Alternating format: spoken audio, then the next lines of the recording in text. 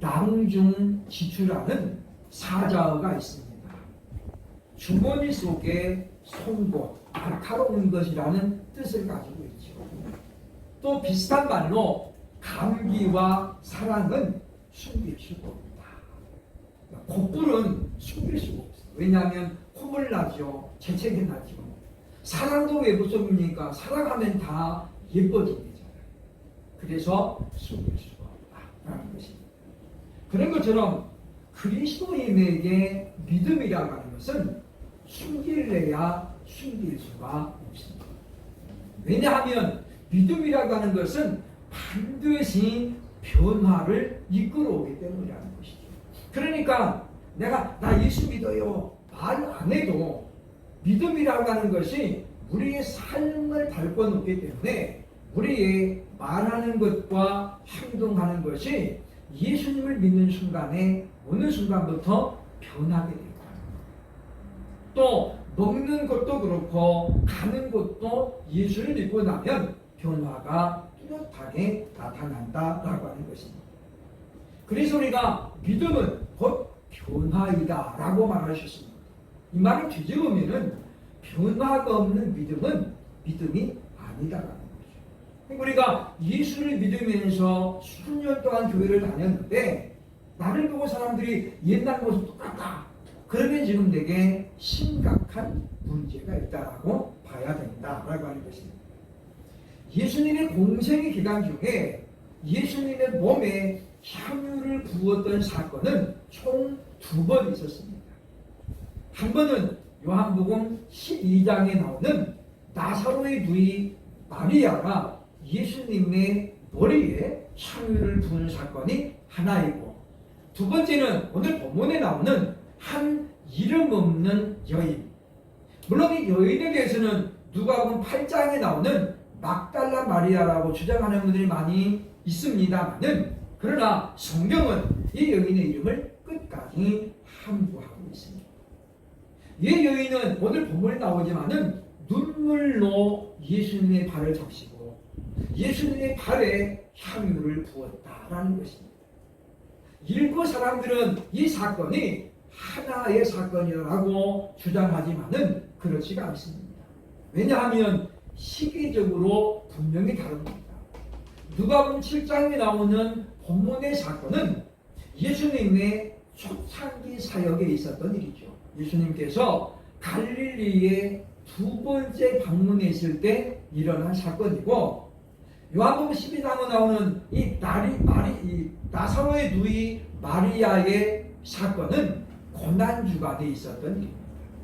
그래서 예수님은 이 여인이 내 장례를 예비했다라고 말씀하셨던 거거든요. 그래서 비슷한 것 같지만은 전혀 다른 사건이라고 할 수 있습니다. 오늘 본문을 통해서 우리는 과연 변화라는 것은 무엇을 말합니까? 그리고 우리가 과연 이 변화는 어떻게 일어나는가를 우리가 함께 말씀을 통해서 살펴보면서 오늘 저와 여러분의 신앙을 돌아보면서 나는 과연 어떻게 변화하고 있는가를 점검하는 시간이 되어야 할 것입니다. 과연 변화는 무엇일까요? 첫째, 오늘 보면 36절로 37절 보면 변화의 의미를 알려주고 있습니다. 변화가 뭐냐 말이죠. 오늘 성경을 보면 누가는 이 여인을 이렇게 지금 소개하고 있습니다. 한 동네에 죄를 지은 한 여자가 있었다라고 말하죠. 30절 보면 그 동네에 죄를 지은 한 여자가 있어. 세상에 죄 없는 사람이 어디 있을까요? 누가도 주인이잖아요. 그런데 누가는 이 여인이 지금 죄를 지은 한 여자라는 사실을 강조하고 있죠. 이 말은 무슨 말이냐면 이 여인이 동네 사람들이 다 알 수 있는 그런 죄를 지으며 지금 살고 있었다는 거예요.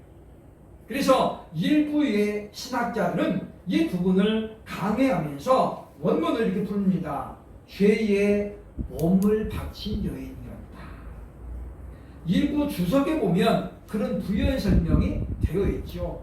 죄에 몸을 바친 여인이었다. 그래서 여리고성에 있었던 기생 라합처럼 그렇게 어쩔 수 없는 상황에서 먹고 살기 위해서 몸을 팔았던 그런 여인이라고 소개를 합니다. 그러니까 이 여인은 동네 사람들로부터 오랫동안에 손가락질과 함께 수군거림을 받으면서 살아올 수밖에 없었던 거죠. 얼마나 참 세상말로 팔자가 기구했는지 모릅니다. 그런데 이 여인이 어느 날 예수님 앞에, 즉 공개적인 자리에 모습을 드러냈습니다. 있을 수 없는 일이죠. 마치 사마리아 수가성의 여인처럼 자신의 모습이 너무 부끄러워가지고 사람들을 피해 다녔던 여인이 어느 날 갑자기 시몬의 집에 딱 나타난 거예요. 그리고는 말 한마디 못하고 예수님 뒤에 서 있잖아요. 그리고 오늘 본문에 보면 눈물로 예수님 발을 적시기 시작합니다. 오늘 우리는 본문에서 변화가 무엇인가에 대한 답을 찾을 수 있습니다. 변화는 무엇이냐면 부끄러웠던 자신의 과거를 청산하고 그럼에도 불구하고 예수 그리스도 앞에 자신을 공개하는 것입니다. 뿐만 아니라 예수님 주변에 많은 사람들이 있을지라도 그들을 더 이상 부끄러워하지 아니하고 자신을 공개하는 것이 바로 변화라는 거예요. 수많은 사람들이 예수를 믿는다고 고백하면서도 사실은 자신이 믿음의 사람이라는 것을 감추면서 살아갑니다. 굳이 드러내지 않는다는 거죠. 말하지 않습니다. 왜냐하면 그것은 온전한 변화라고 볼 수 없기 때문이죠. 이 여인이 지금 그런 부끄러운 상태에서도 등장한 이유는 무엇이었을까요? 그는 예수 그리스도를 만남으로 말미암아 믿음이라는 선물이 자기 안에 들어왔어요. 예수 그리스도를 하나님의 아들로 믿으니까, 영접하니까 뭐가 생겼냐면 변화가 생긴 거예요. 지금 내가 그렇게 부끄러운 과거를 가지고 있고 그런 삶을 살았지만, 그러나 이제 내가 예수를 믿음으로 말미암아 새로운 사람이 되기로 작정했음을 그는 예수님 앞에, 사람들 앞에 드러냄으로 말미암아 그가 변화를 꿈꾸는 삶을 시작했음을 우리에게 분명하게 보여주고 있다고 하는 것입니다. 여러분, 우리가 믿음의 사람이라는 것을 공포하는 것은 때로는 부담이 됩니다. 그러나 그것이 꼭 부담으로만 끝나지 않습니다. 왜냐하면 다가오는 많은 유혹들도 내가 예수 믿음을 공포하면은 차단되는 경우가 상당히 많이 있습니다. 무슨 이야기냐면 목사이기 때문에 아예 접근을 안 하는 그런 세력들도 많이 있고, 나는 어느 교회 아무개 집사입니다. 자신을 공개하면 사단이 그만큼 쉽게 넘볼 수가 없다고 하는 거예요. 이 사람은 진짜 예수님인가 보다. 그렇게 해서 사전에 유혹이 차단되기도 한다라고 하는 것이죠. 그러면 우리가 일부러 명찰 달고 아무개 집사 이럴 필요는 없지만, 그러나 우리가 우리의 삶의 현장에서 또는 만나는 사람들을 통해서도 내가 그리스도인임을 드러내기에 조금 더 주저하지 말아야 될 것입니다. 예를 들면 우리가 그럴 기회는 여러 번 오잖아요. 사람과의 만남에서도 우리는 예수 믿는 사람인 것을 드러낼 필요가 종종 있습니다. 밥 먹을 때도 우리가 기도하고 먹음으로 말미암아 이 사람이 교회 다니나 보다, 우리에게 하나의 사인이 되잖아요. 우리 많은 사람들이 그런 것들을 부끄러워합니다. 그래서 기도 안 하고 먹기도 하고 그냥 눈뜰 채로 아멘하고 먹기도 하고 등등, 주님께서 우리에게 변화된 모습을 드러내라고 기회를 줌에도 불구하고 우리가 그런 기회들을 그냥 소멸을 시키는 경우가 많이 있다고 하는 것입니다. 이 여인이 정말 기생 라합처럼 그런 삶을 살았더라면 동네 사람들 앞에 자기를 드러내는 것이 얼마나 큰 용기가 필요했겠습니까? 그런데 믿음은 그런 용기를 수반하고 있다는 것입니다. 그러므로 사랑하는 여러분이여, 우리들도 예수를 믿는 그 믿음을 드러낼 수 있는 저와 여러분들 세계를 주의 이름으로 축원합니다. 둘째로, 그러면 이 여인에게 나타나는 변화는 과연 어떤 모습이었을까요? 38절로 39절 보면 변화는 헌신으로 나타나고 있다라고 하는 것입니다. 요한복음 12장에 나오는 이 마리아의 사건은 당시 마리아가 예수님 머리에 부었던 그 옥합에 담긴 향유의 가격을 얘기하고 있습니다.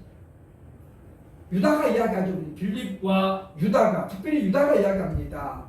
이것을 300데나리온에 팔아 가난한 자에 주었으면 얼마나 좋겠느냐. 그래서 보면 당시 이 여인들이 예수님께 부었던 향유의 가격이 약 300데나리온이라고 말하고 있죠. 1데나리온이 노동자 하루 품삯입니다. 그러면 300일치, 그러니까 10달 동안의 일당이에요. 그럼 우리가 지금 하루 일당을 10만 원 잡으면 3천만 원, 3천만 원. 여러분, 3천만 원에 되는 이 귀하고 귀한 이 향유. 더군다나 이 여인에게 지금 돈은 뭐였습니까? 인생 자체입니다. 사람들이 돈이라도 있어야 나를 무시하지 못하지. 사실이 그렇잖아요. 돈 앞에 사람들은 굴복하게 되어 있습니다.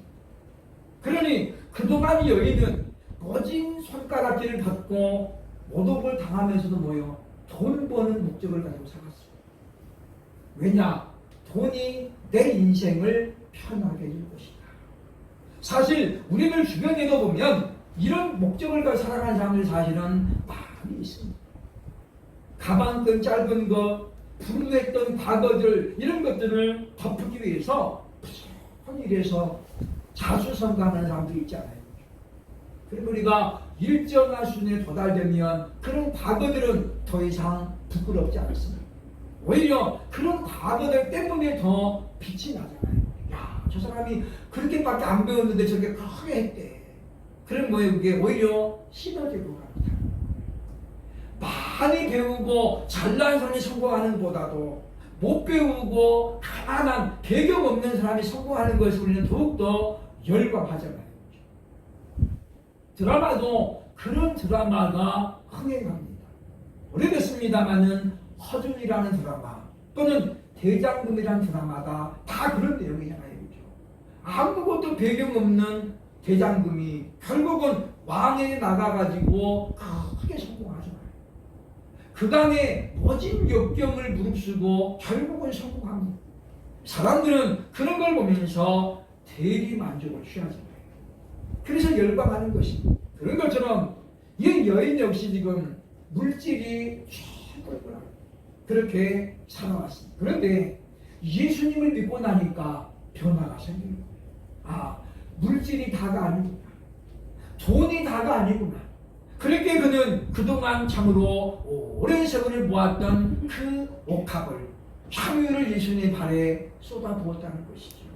우리는 여기서 변화는 이와 같이 헌신이라는 모습으로 나타나는 것을 기억을 해야 되겠다라고 하는 것입니다.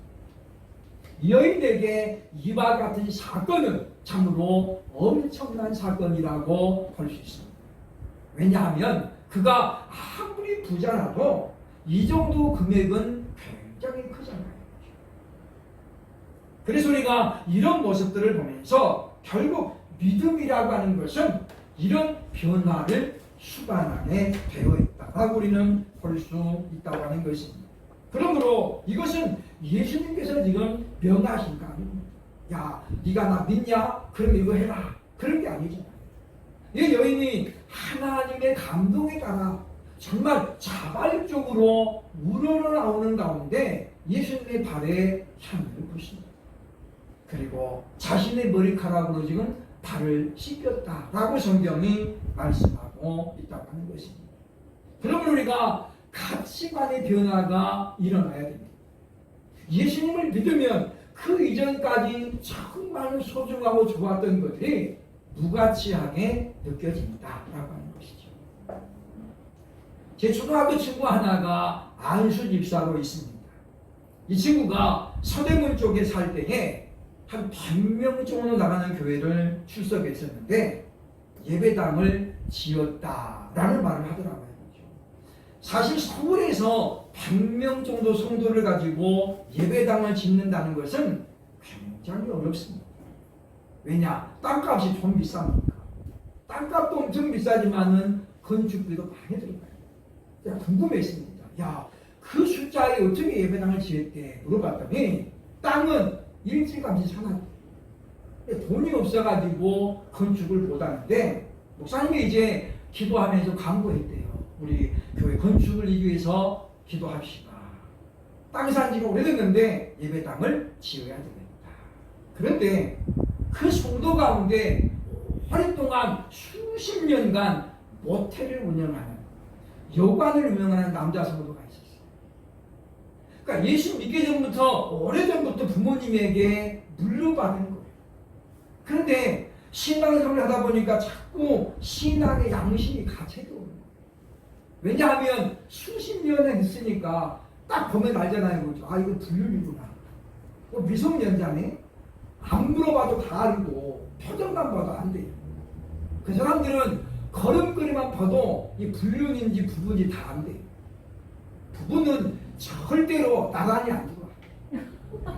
남자가 먼저 오고 여자가 뒤에 들어오고 그리고 절대 여자가 더 낫네요. 남자가.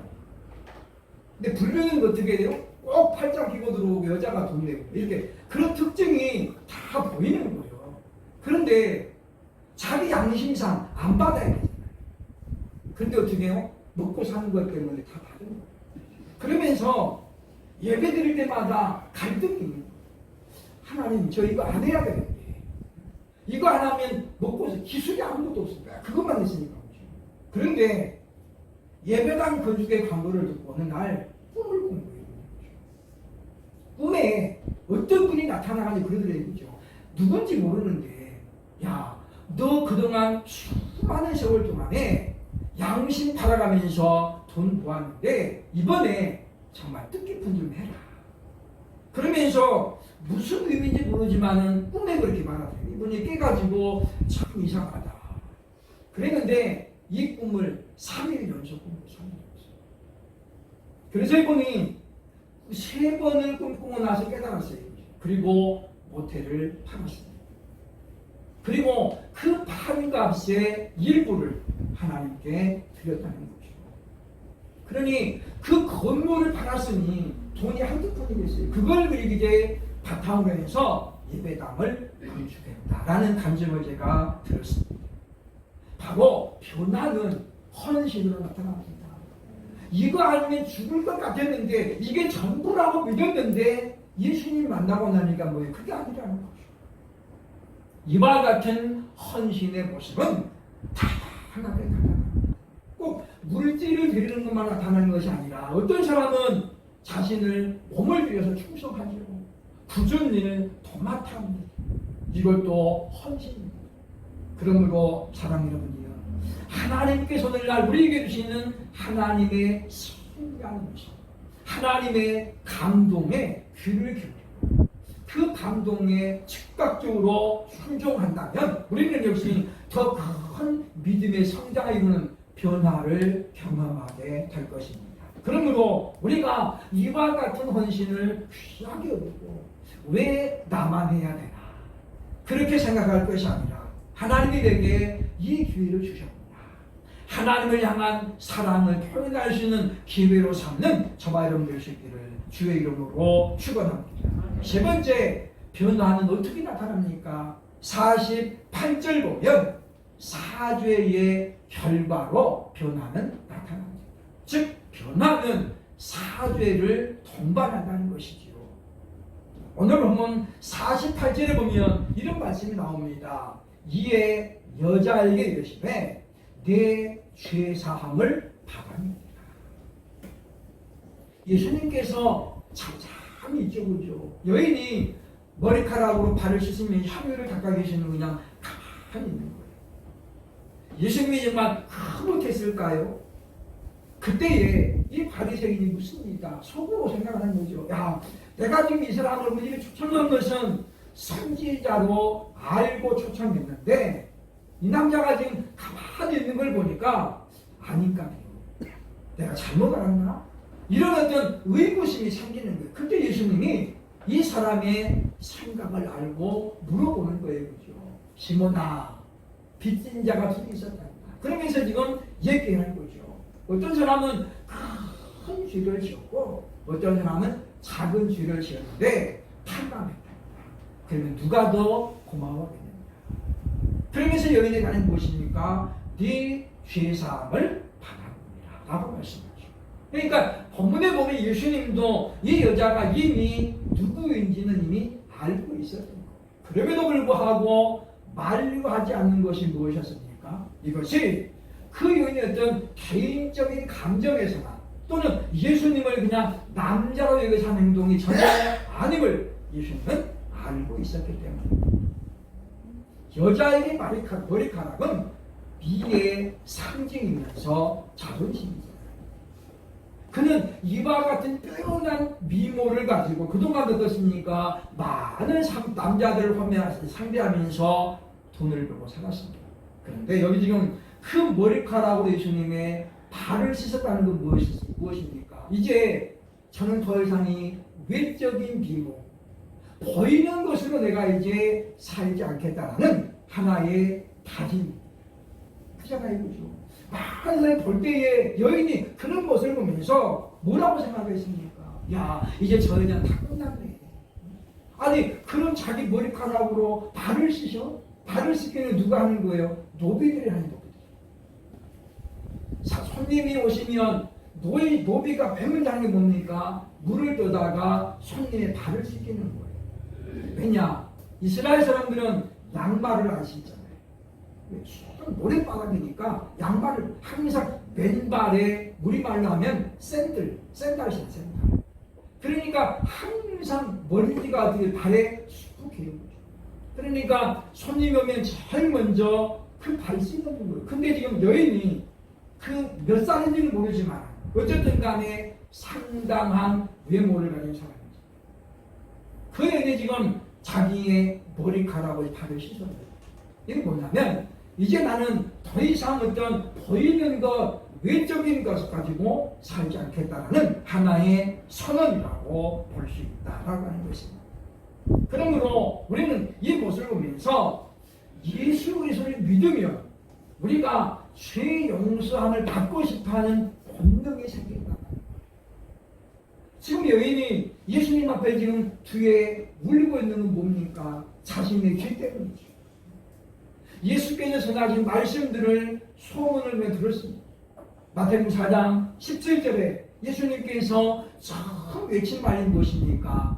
이때 예수께서 비로소 전파하여 이르시되 회개하라 천국이 가까웠느니라. 이 말은 무슨 말입니까? 회개하지 않으냐면 하나님 나라에 갈 수 없다는 거예요. 하나님께 가까이 하려는 사람은 죄의 문제를 해결해야 된다는 거죠. 그동안도 이 여인은 왜 양심의 가책이 없었겠습니까? 그럼에도 불구하고 그렇게 살 수밖에 없었습니다. 그러나 이제 예수님을 믿고 나니까 그런 갈등에서 이제 그는 뭔가를 결정해야 했습니다. 그리고 이제 그는 결정을 내립니다. 어떤 결정입니까? 내가 이제 더 이상 이렇게 안 살 것이다. 이제 내가 하나님 앞에 새로운 사람이 돼야 됨을 고백하고 그리고 지금 이제 행동으로 결단하는 것입니다. 그러므로 사랑하는 여러분이요, 예수님은 이와 같은 여인의 행동을 보고 얘기합니다. 네 죄가 사하여졌다. 그 옥합, 그 향유한병 때문에 그렇습니까? 그렇지 않습니다. 이미 예수님은 그 여인이 얼마나 하나님을 사랑하는지 어떠한 믿음을 가지고 있는지 알았기 때문이죠. 그러므로 우리는 하나님을 감동시킬 수 있는 그런 믿음의 경지까지 도달을 해야 되겠다는 거예요. 여러분, 감동이라고 하는 것은 어마어마한 걸 받을 때만 되는 건 아닙니다. 할머니들은 손주들이 달아주는 카네이션 하나 가지고도 감동합니다. 손편지 하나 받고도 감동하잖아요. 그건 무슨 뭐 타다나 가치도 아니고 며칠 지나면 실어가지고 못 써보는 거예요. 애들이 뭐 글자도 이쁘게 쓰니까 글자도 무슨 글자인지 도대체가 잘 모르는 그렇게 쓰지만은 그러나 그것을 감동합니다. 우리 집에도 가면 우리 아이들이 유치원 때 썼던 어버이날 편지가 지금도 저에게 간직하고 있습니다. 그게 무슨 뭐 대단히 가치 있고 그때 뭐 애들이 뭐 선물 아버지 선물이에요 100만 원 이거 아니었어요. 그런데 그 작은 하나에 감동하죠. 하나님도 마찬가지예요. 우리가 뭐 이렇게 보면 뭐 300일을 이 땅에 해당하는 드렸을 때 하나님 감동하실까요? 그렇지 않습니다. 예수님은 2랩돈을 넣은 그 여인을 보고 칭찬하시잖아요.